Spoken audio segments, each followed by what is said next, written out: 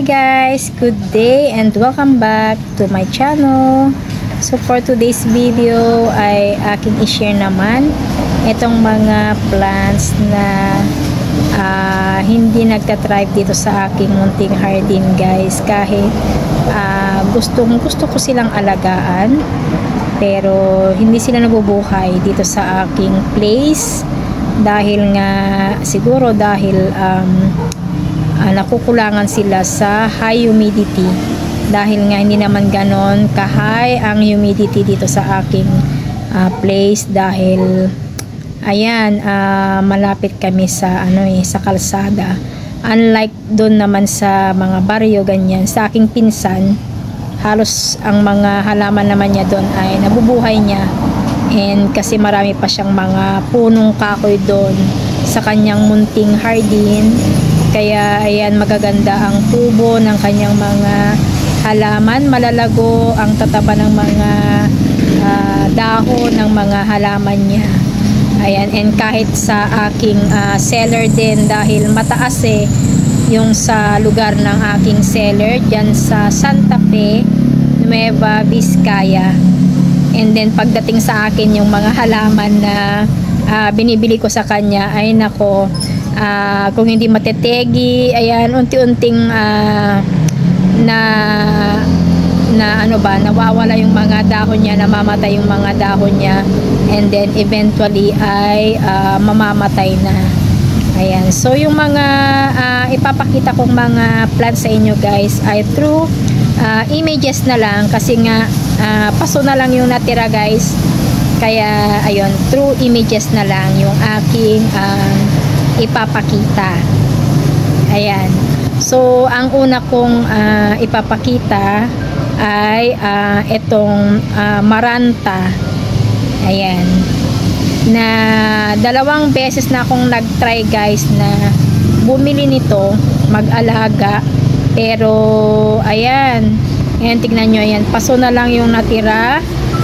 Ayan, samantalang etong si Noit Maranta na kasabayan niya, kasi ito ay pina-freebie lang ni ate seller sa akin, buhay pa naman siya and ayan, continuous pa rin naman yung pagdadahon niya guys.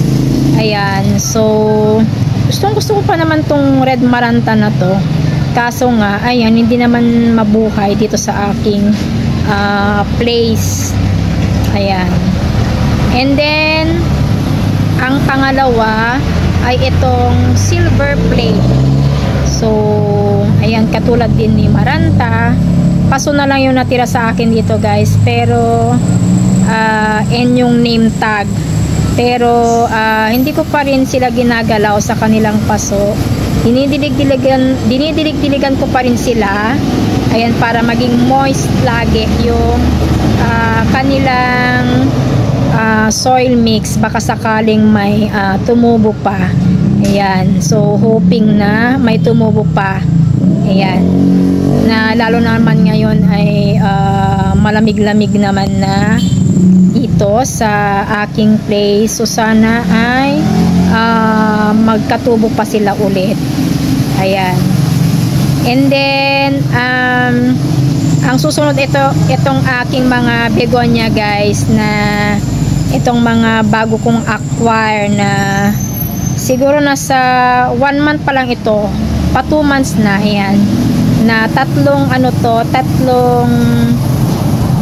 varieties. So itong isa na si Red Heart ay dati ang daming dahon nito. So ngayon ito na lang yung natira guys sa kanya, dadalawang dahon. Ito medyo maliit pa nga itong naiwan tapos ayan, may bago siyang dahon. Ayan, so sana naman ay wag nang malusaw. Ayan, so yung isa ay hindi ko na may pakita dahil na-erase ko na yung kanyang picture sa aking gallery guys. And ito naman yung pangatlo, si Iron Cross. So okay pa naman siya, ito pa rin naman yung kanyang dahon. na 4 nung nabili ko. Kaya lang yung kanyang bagong dahon guys, hindi siya tumuloy. So sana naman ay hindi naman malagas lahat itong kanyang malusaw lahat itong kanyang mga dahon. Ayan, so hindi ko pa masasabi talaga na okay na to, kasi nga sa ngayon naman ay malamig naman dito sa aking hardin. Ayan, so hindi naman ganun ka masasabing high yung humidity, dahil nga yung iba ay ganun pa rin, talagang nalulusaw pa rin. Parang ito nga itong aking red heart na ayan, dadalawa na lang yung natirang dahon niya. Ayan. And ito naman yung mga nabubuhay ko, kasi ito nga ay ito 2000 ko pa ito na collection 2021 ata. Oo, ito. So nagdaan na ng ilang summer. So okay naman siya, nabubuhay naman siya dito sa aking munting hardin. Ayan, so may bulaklak siya ngayon, puti ang bulaklak. And marami pa siyang bagong dahon dito. Ayan maliliit. So ito yung isang nagtatribe naman dito sa aking munting hardin. Hindi ko alam kung anong nito guys, ID niya. So yung isang pasok ko na ganito ay nasa pinsan ko na, binigay ko na sa pinsan ko. And ito rin guys, ito. So matagal na rin to sa akin. Ayan. So syempre, normal lang naman na malalagasan niya ng mga dahon kapag na old na yung kanyang dahon. So ayan, madami pa rin naman siyang dahon. Pero pag sa ko to, yung ganito ng pinsan ko doon sa baryo, nako, ang tataba, ang lulusog ng kanyang mga guys, ang lalaki ng mga dahon niya compared dito. Ayan, so at least naman, buhay pa rin to. Ayan, so ilang summer na rin ang napagdaanan nitong begonia ko na to. So okay naman. So talagang napapansin ko talaga yung mga rare, ang hindi sila talaga nagtatribe dito sa aking place. Eto rin. Buhay na buhay rin siya. So hindi rin siya ganon ka-sensitive. Ayan, meron lang mga ilang dahon din dyan na ayan, namatay na. Ayan, na siya, na ewan ko kung nalusaw yun ba. Siguro, parang nalusaw nga. Pero okay naman siya. Ayan, so old na dahon na siguro yun naman. Oo. Kasi yan yung mga niya, may mga pa rin naman siya. Nakakapagbigay pa rin naman siya ng mga bagong dahon sa akin. Ayan, at least may nabubuhay pa rin naman ako. Ayan. Ito pa, itong silver na to. Ayan, so ang laguna niya, so parang ayan, dry na yung kanyang soil, so kailangan na siyang madiligan. So hindi rin to masensitive na variety ng begonia. Ayan, so ito galing din sa pinsan ko to, pinahingi din ng pinsan ko to sa akin. Ayan, na ito yung lagi kong na-reflect sa inyo. So itong dalawang ito okay din naman, okay pa naman sila. Ayan, so ewan ko lang pagsapit ng summer. So ito June ko ito nabili. Ito, so nagtatribe pa rin naman hanggang ngayon. Ito naman August nung nabili ko, so ilang buwan pa lang to sa akin. Ayan, so tingnan natin kung magiging okay pa sila hanggang pagsapit ng summer ulit. So yung isa katatanggal ko lang kasi parang nalusaw na. So ito yung tatlo na lang natira. Yan yung mga dating dahon nung nabili ko, and ito na yung ito na yung naibigay sa akin, dalawa. Yan ang mga panibago niyang dahon. O itong aking rattlesnake ay nagtatribe naman kahit papaano, guys. So ito 2020 ko pa ito na na collection. Kaya lang nga hindi siya ganon kasipag, magkabait magbigay ng dahon. Pa isa-isa lang talaga.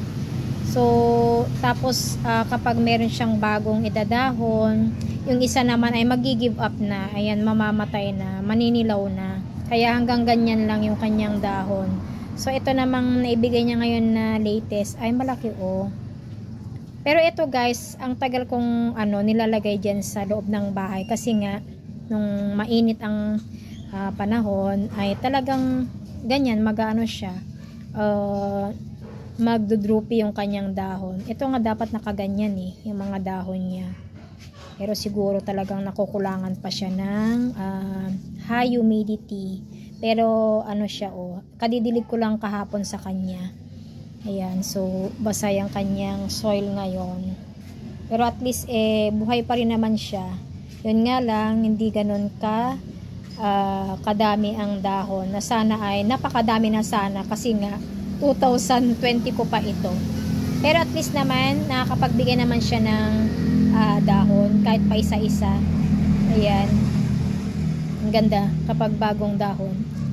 Ayan, ganda niya, ma-shiny. Ganyan naman yung mga diba, guys, mga karamihan ng natin, mga dahon ng mga halaman natin pag bagong dahon ay ma-shiny siya. And then ang susunod, guys, ay ang mga alocasia. So meron pa rin namang nagtatribe sa akin na mga alocasia. So ito ay yung mga dati ko ng alocasia, mga collection ko pa noong 2020. Pero yung mga mga kailan ko lang sila binili, last year yata yun. So hindi sila nag-tribe sa akin. Parang so i-mention ko na lang sila, guys, banggitin ko na lang kasi wala na akong maipakitang images sa inyo. So yung isa ay si Bambino, ayan, hindi rin siya nag-tribe sa akin. Si Longiloba, hindi rin na siya nag-tribe. And yung isang bet na bet ko rin, si Silver Dragon, hindi rin siya nag-tribe sa akin. So once pa lang naman ako na nag-try mag-alaga sa kanila, pero hindi na ako nag-try ulit kasi baka nga hindi rin sila mag-tribe sa akin. Kaya nga noong kamahalan pa talaga ng mga halaman, kahit gustong gusto ko silang mabili, ay hindi ako bumibili kasi nga baka nga hindi mag-tribe sa akin, ay sayang naman yung perang pinambili natin. Ayan, so at least kahit naman ngayon, kahit matsugi man yung halaman, ay medyo mura-mura naman na yung price. Hindi na tayo masyadong hindi na masyadong masakit sa bulsa. Pero syempre pera pa rin yung pinambili natin, 'di ba, guys? Ayan, so ipapakita ko yung mga nag-tribe sa akin dito. Ayan, so sila yung mga dati ko ng alocasia. Ayan, so tatlo itong mga alocasia ko na ito, guys. So ito si Longiloba, si Superba, ayan, si nakalimutan ko na yung isang pangalan niya, si Tigrina Superba pala, ayan. So ito ay 2020 ko pa siya na collection. So sila namang tatlo, 2020 sila. Ayan, so ngayon may apat siyang dahon, and then meron akong kakikita sa kanya dyan na isang bago niyang dahon. Ayan, so yung mga bakante dyan, guys, ay ayan, patay na rin yung mga yan, hindi na hindi na nag-survive. Yan yung mga may bakante dyan. Kahit nga yun, no, isang pistili ko dun, no, natitegi na siya. Ayan, no. Wala, hindi ko pa maasikaso tong mga halaman ko sa ngayon. Ayan, yun, no, yung mga bakante dyan, mga ano na yan. Wala na, hindi na sila nag-thrive. Mga ano yata to, yung mga ano ko pala yan, mga caladium ko yan. Hindi na sila nagising. Yun naman yung aking Pink Symphony. Yan, natumba nga yung dalawang ano dyan pasok kasi yung pusa kong isa pumupunta dyan. Ayan, natutumba-tumba sila. Yan, ito yung pangalawa. Itong aking Green Shield. So ngayon, yan pala ang dahon niya, guys. Dahil ito mga panibago na niyang mga dahon. Ito yung unang tumubo. Ito naman yung pangalawa. Parang nag-dormant siya. So ito na lang yung mga bago niyang dahon ulit ngayon. And ayan pa yung isa. And then meron pang isa dyan. Ayan o. Ayan. Ayan. So akala ko nga mamamatay na to. Pero isip ko nagdo-dormant din ang ang allocation natin. Ayan. Okay lang kung mag-dormant, wag lang tuluyang mamatay talaga yung halaman. And then itong aking Amazonica. So ayan, kung makikita nyo maliliit pa yung kanyang mga dahon. Dahil yung nito, yung kanyang mother plant ay napahingi ko na sa aking kaibigan noon, guys. So ito maliliit pa lang yung mga niya. Pero kung makikita nyo, malaki ang paso niya dahil nung tinransfer ko siya dito sa paso niyang ito, malalaki yung dahon, guys. Kaya lang one time kasi nadali ng pusa ko to, natumba niya. So ayan, inayos ko ulit siya hanggang nanilaw yung mga malaki niyang dahon. So ito na rin mga natira, mga maliliit. So namimiss ko na yung mga malalaki niyang dahon talaga. Kasi mas maganda, mas ma-appreciate mo talaga yung ganda nito kapag malalaki. Ayan, so antay na lang na makalaki ulit. And then ito ring mga ibang varieties ng philodendron, guys. So first time ko pa rin naman na mag-try na mag-alaga nitong mga plants na ito na philodendron varieties. Kaya lang hindi sila nag-thrive, guys, sa unang subok ko na alagaan sila. So through images ko rin sila ipapakita sa inyo, guys. Ayan, so itong una ay si Mirabilis na talagang ang ganda kasi nito, pero hindi siya nabuhay sa akin. So pero may balak pa rin ako na bumili ulit para mag-alaga, na itry ko ulit na alagaan siya. So baka sakaling mabuhay ko naman na for the second time. Ayan, so inaantay ko lang na may maipost si ate seller sa akin para makabili ako ulit. Ayan, so yan yung hindi rin nag-thrive sa akin na isang philodendron. And then ang pangalawa ay ito ring rugosum. Ayan, hindi rin siya nag-thrive. Ayan, so ang ganda-ganda rin naman tong halaman na to, pero hindi rin siya nag-thrive sa akin, guys. Ito ring mami, silver mami, ay hindi rin nabuhay sa akin. 2 beses na akong bumili nito, guys, pero hindi rin nabuhay. Ayan, ang ganda-ganda pa naman nito. So wala, kahit gustong gusto ko silang alagaan talaga, hindi sila nagtatribe sa akin. So ayan, nag-give up na ako hanggang 2 beses lang. Ayan, so okay na yon. Kung ayaw nila talagang mabuhay dito, ay wag nang pilitin, kasi nga ayaw nila nung lugar ko. So doon na lang ako sa mga nabubuhay ko. Ayan, so nagtry lang naman ako, baka sakaling ang mabuhay ko naman sila, dahil nga ang gaganda nitong mga halaman na ito. Di bali at may mga ano naman, may mga nabubuhay naman ako dito na mga philodendron varieties. So meron lang talagang maseselan. Katulad nito si Prince of Orange. So ayan, nagtatribe naman siya sa akin dito sa aking munting hardin. Itong si Pink Princess na yan, may bago na naman siyang unfurled na dahon. Ayan, may naman siya, may variegation naman siya dyan. Kaya nga lang, hindi lang ganun ka itong mga dalawang malalaking dahon niya ay walang variegation. Pero okay lang yan. Okay lang yan sa akin. And then itong aking Vero naman, at least ay nagtatribe din naman. Ayan, so may pangatlong na siya, dahon na siya dyan.